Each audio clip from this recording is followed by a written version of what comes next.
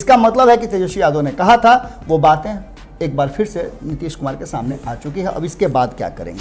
तेजस्वी यादव ने शुरुआती दौर में कहा था कि कोरोना की जांच का जो दायरा है उसे बढ़ाना होगा। जी बिल्कुल। बिहार, सिर्फ तेजस्वी यादव की बात मैं नहीं कर रहा हूँ, जी। जितने भी नेता थे, जितने भी विपक्ष में लोग बैठे हुए सारे लोगों ने कहा था। प्रशांत किशोर ने भी ये बातें कही थी और भी कई नेताओं ने लगातार कहा था। कांग्रेस के मदन मोहन झा ने कहा था, उपेंद्र कुशवाहा ने कहा था, माधव आनंद ने कहा था, राजेश राठौर ने कहा था। किसका किसका नाम लें हम? जी। शक्ति सिंह गोहिल ने कहा था, मुकेश सहनी ने कहा था, सारे लोगों ने कहा था। जी। अब इन सब बातों पर नीतीश कुमार को एक ही संशय लग रहा है। जी। संशय ये लग रहा है कि कहीं राष्ट्रपति शासन लागू हो गया जी। तो नीतीश कुमार के लिए बड़ा मुश्किल हो जाएगा।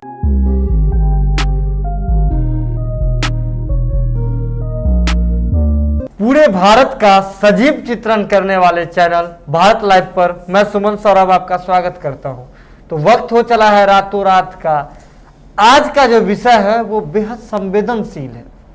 बिहार की राजनीति को लेकर के, जहां हम लोग बिहार में सिर्फ तीन जो दल मानते हैं, तीन खेमा मानते हैं, जिसमें से प्रमुख तो हम लोग बस दो को ही मानते हैं। या तो आप एनडीए के दृष्टिकोण से कोई बातों को देखते हैं या फिर आप महागठबंधन के दृष्टिकोण से देखते हैं। लेकिन एनडीए और महागठबंधन के जो दो प्रमुख दल हैं या फिर दो शीर्ष के नेतागण हैं, या हम बात कर रहे हैं नीतीश कुमार और तेजस्वी यादव की, तो एक जो बड़ा सवाल जो आज सामने उभर के आया है, जो जिसपे अब जो है हामी लगा ही दीजिए। अगर आप ब्लू टिक लगाना चाहे आप वो लगा सकते हैं कि अब जो है नीतीश कुमार तेजस्वी यादव की बातों को मानने के लिए मजबूर हो गए हैं, या यूं कहें कि नीतीश कुमार की जो है अब तेजस्वी यादव के बातों को मानेंगे। और ऐसा नहीं है कि ये पहली बार होगा, या यूं कहें अगर आप अपनी आसान शब्दों में कहें तो नीतीश कुमार जो है बहुत सारे ऐसी बात है, बहुत सारे ऐसे मुद्दे हैं जिस पर तेजस्वी यादव ने जो रुख रखा था उसे मान चुके हैं। तो और क्या बातें हैं, किस मुद्दे की हम बात कर रहे हैं, इस सारी बातों के लिए हमारे साथ बिहार के वरिष्ठ पत्रकार एवं विशेषज्ञ बाबा मौजूद हैं। हम बाबा से बातचीत करेंगे। तो बाबा ये बताइए कि तेजस्वी यादव जो है उनकी कौन सी बातों को नीतीश कुमार मानने के लिए तैयार हो गए हैं? सबसे पहले तो बहुत बहुत प्रणाम करेंगे रातों रात में आप सभी का। आप सुबह सुबह अपने आप को तैयार कर चुके होंगे और इंतज़ार होगा आपको कि रातों रात 7:30 बजे आता है आगे आपके सामने। लेकिन उससे पहले जब आप इन पूरे विश्लेषण को सुने, उससे पहले मेरा एक आग्रह होगा। मेरा आग्रह ये है कि आप जैसे ही अपने मोबाइल को या फिर टीवी पर आप देख रहे होंगे तो वो लाल वाला जो है ना सब्सक्राइब लिखा हुआ है उस पर उंगली रखिए। जैसे ही रखिएगा तो लाल से वो काला हो जाएगा। बगल में आपकी घंटी आ जाएगी, उस घंटी को दबाइएगा, उसमें ऑल का ऑप्शन आएगा, उसे क्लिक कीजिएगा। तो जैसे ही क्लिक कीजिएगा आपको सारी खबरें बिल्कुल मुफ्त मिलने लगेंगी। आप अगर ऐसा कर चुके हैं तो आपके लिए ये संदेश नहीं है, ये संदेश उनके लिए है जो नए लोग हैं। और आपके लिए इस पर आग्रह है, नहीं हो रहा है, रुआ लोग से बहुत बहुत विनती करता नहीं कि जो भी आपके संपर्क में लोग हैं उनसे कहें कि आप बिहार के तो कम से कम सबसे ज़्यादा मजबूत और सच दिखाने वाले चैनल के साथ जुड़े हुए हैं और सारी बातें यही होती हैं। आज का हेडलाइन देख करके आप अचंभित जरूर हो गए होंगे कि आखिर ऐसा क्या हो गया कि तेजस्वी यादव की बातों को नीतीश कुमार मानने लगे। तो ये कोई पहली बार नहीं हुई है।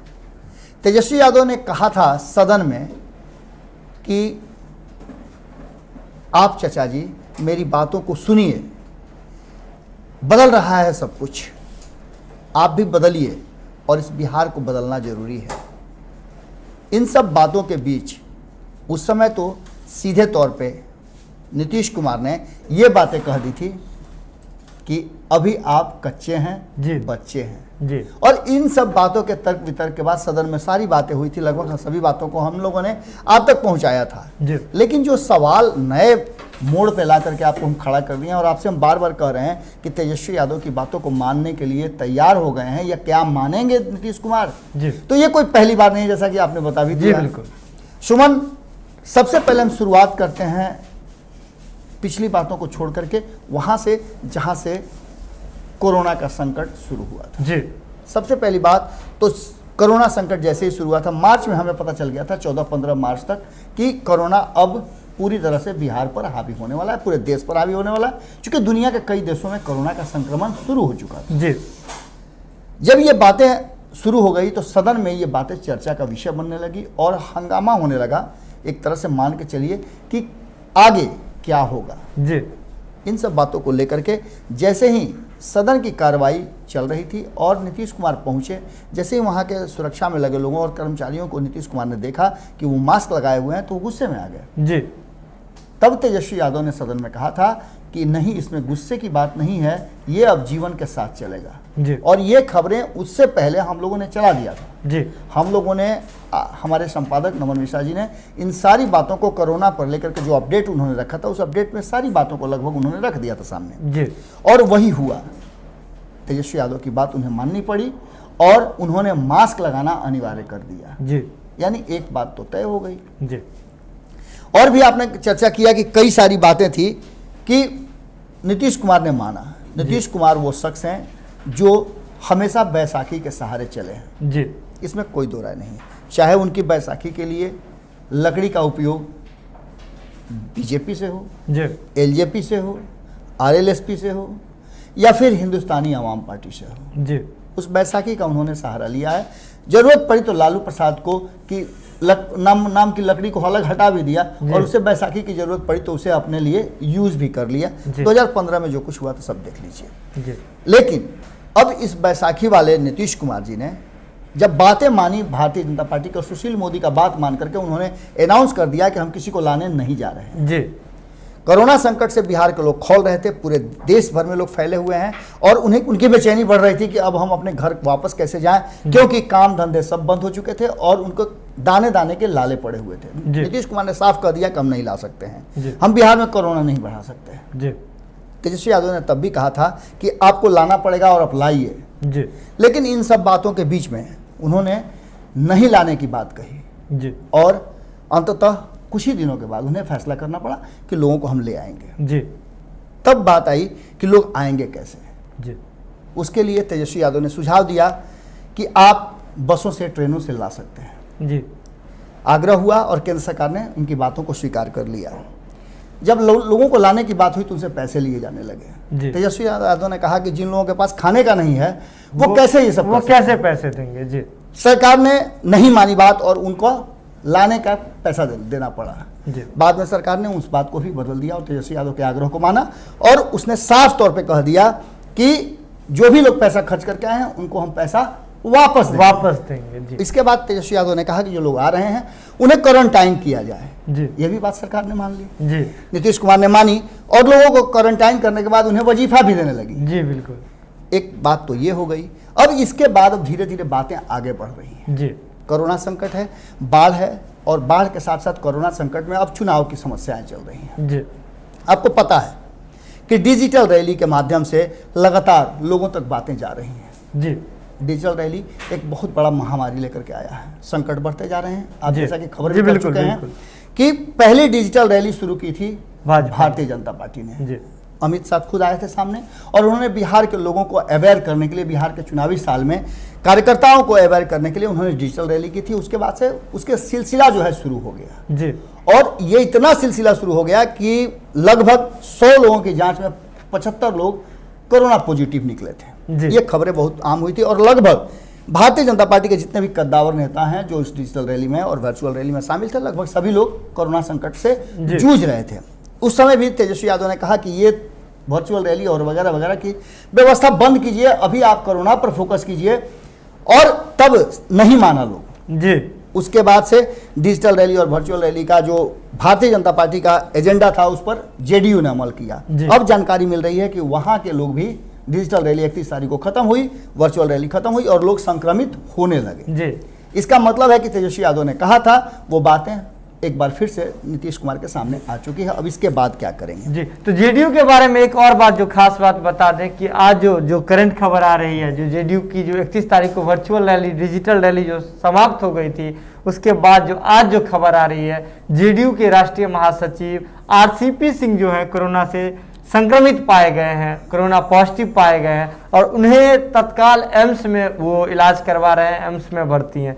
वहीं अगर एक और बात करें जो कदावर नेता की, बहुत सारे कदावर नेता हैं, लेकिन एक और जो कदावर नेता जो माने जाते हैं ललन पासवान, जो जेडीयू के विधायक हैं, और वो भी कोरोना से पॉजिटिव हो गए हैं। तो ये सारी खबरें आ रही है। तो कहीं बाबा ये बताइए मुझे, ये डिजिटल रैली में तो कोई पेच नहीं है? बिल्कुल सुमन, ये कोरोना जो है उसमें सोशल डिस्टेंसिंग मेंटेन करना है आपको, अपने आप को। जैसे आप मास्क लगा के बैठे हुए हैं, मैं भी अब गमछा लेकर के बैठा हुआ था, और खबर के दौरान हम लोग इसको हटा रहे हैं। अब इसके बाद दो बातें और महत्वपूर्ण हो जाती हैं जो तेजस्वी यादव ने कही और नीतीश कुमार मानने के लिए बाध्य होंगे जी। एक बात पर तो लगभग वो बाध्य हो चुके हैं। तेजस्वी यादव ने शुरुआती दौर में कहा था कि कोरोना की जांच का जो दायरा है उसे बढ़ाना होगा। जी बिल्कुल। बिहार, सिर्फ तेजस्वी यादव की बात मैं नहीं कर रहा जी। हूँ, जितने भी नेता थे, जितने भी विपक्ष में लोग बैठे हुए, सारे लोगों ने कहा था। प्रशांत किशोर ने भी ये बातें कही थी, और भी कई नेताओं ने लगातार कहा था। कांग्रेस के मदन मोहन झा ने कहा था, उपेंद्र कुशवाहा ने कहा था, माधव आनंद ने कहा था, राजेश राठौर ने कहा था। किसका किसका नाम लें हम? जी। शक्ति सिंह गोहिल ने कहा था, मुकेश सहनी ने कहा था, सारे लोगों ने कहा था जी। राजीव मिश्रा ने तो इस पर एक बजाबते बहुत कुछ बातें कही थी। इसके साथ साथ लगातार प्रशांत किशोर भी इस पर बातें कर रहे थे, और इन सब बातों के बीच में जी तेजस्वी यादव लगातार 10,000 के आंकड़े को पार करने की बात कर रहे थे, और 10,000 से 20,000 बढ़ाया। तो एक मतलब है कि कहीं ना कहीं वो अब आप आज ही आपने रिपोर्ट किया है कि सरकार में बैठे लोग और सरकार के तंत्र जो हैं वो अब घूम घूम करके करा रहे हैं लोगों का कोरोना जांच। आज भी विधायक बांकीपुर करा रहे थे जांच, अभी बहुत सारे लोगों को कराना बाकी है, लेकिन तैयारियां शुरू हो गई है। एक और मुद्दा था जिस पर तेजस्वी यादव की बात मानने के लिए बाध्य हुए। जी बिल्कुल। अब आपको एक चीज और बता देते हैं कि चुनाव में नो एंट्री का बोर्ड लगा हुआ है। जी। तेजस्वी यादव ने नो एंट्री का बोर्ड लगा दिया है कि महागठबंधन में उनकी वापसी नहीं हो सकती है। जी। लेकिन कुछ भी हो सकता है, चुनावी साल है, चुनाव में और लोकतंत्र में, राजनीति में कुछ भी हो सकता है, आप जानते ही हैं। जी। कभी भी कुछ भी बदल सकता है।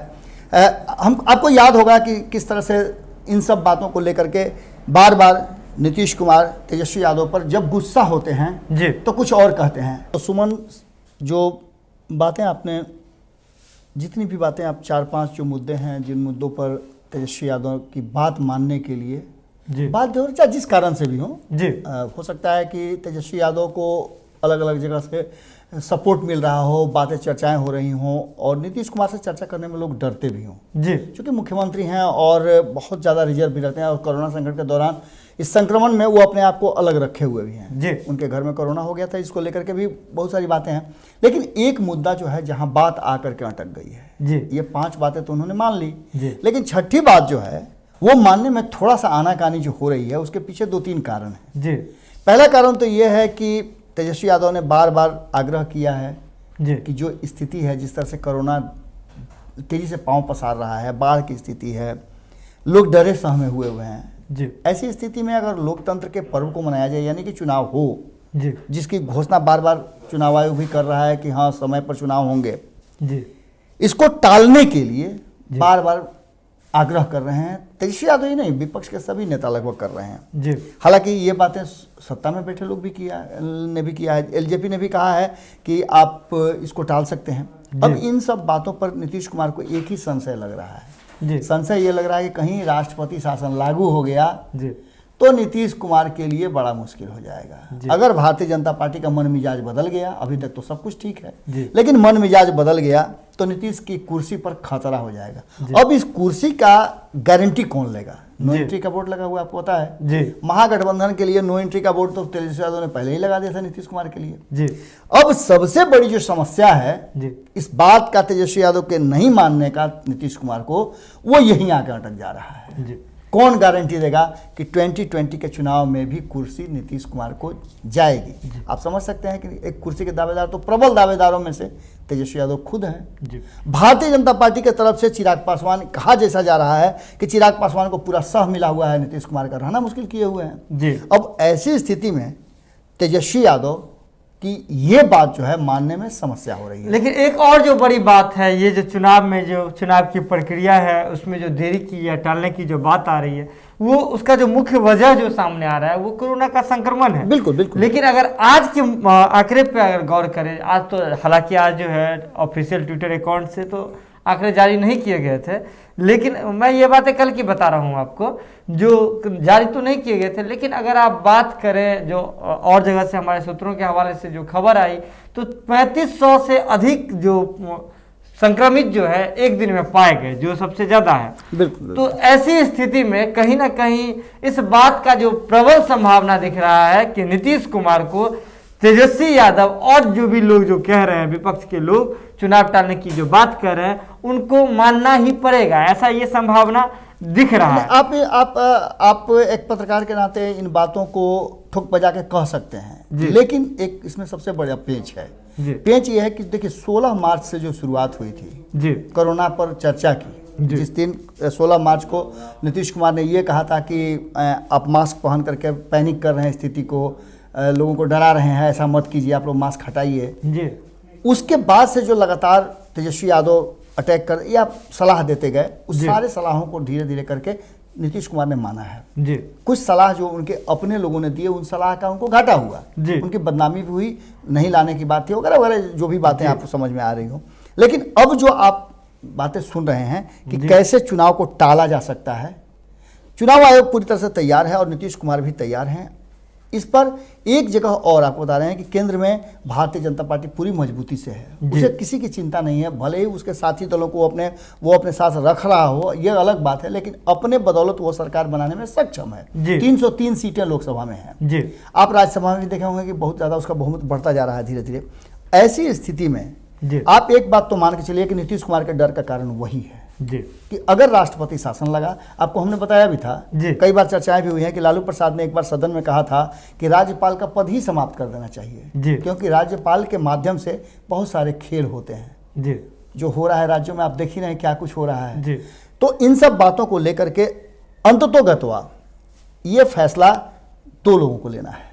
एक तो नीतीश कुमार को कोरोना पर जिस तरह से वो तेजी से आगे बढ़ाना चाह रहे हैं या रोकना चाह रहे हैं वो है, और दूसरा भारतीय जनता पार्टी अगर मान जाती है ये बात, या भारतीय जनता पार्टी को ये लग जाएगा कि कहीं इन दोनों में साठगांठ हो गया है, तो वैसी स्थिति में चुनाव टल सकते हैं और तब नीतीश कुमार को मुश्किलें होने की। लेकिन नीतीश कुमार चाहते हैं कि वो एक सॉफ्ट रास्ता बना करके और भारतीय जनता पार्टी को अपने पक्ष में रख करके और चुनाव किसी भी तरह से करा लें, कि उन्हें लगता है कि अगर चुनाव में कम भी हुआ या अभी भी उनकी संभावनाएं ज्यादा प्रबल लग रही हैं, जो उनके अंदर से उनकी पार्टी की तरफ से कहा जा रहा है, लोग की चुप्पी वो नहीं पढ़े या जो भी कारण रहा हो, लेकिन एक बात तो पक्का लग रहा है कि नीतीश कुमार ये समझ रहे हैं कि अगर चुनाव होता है तभी उनकी गद्दी बचेगी, अगर राष्ट्रपति शासन लगता है तो उनकी गद्दी बचना मुश्किल है। और यही वो बात है जो उनको मजबूर कर रहा है कि यहाँ तेजस्वी यादव की बात मानने से पहले वो गारंटी चाहते हैं, और ये गारंटी कौन देगा?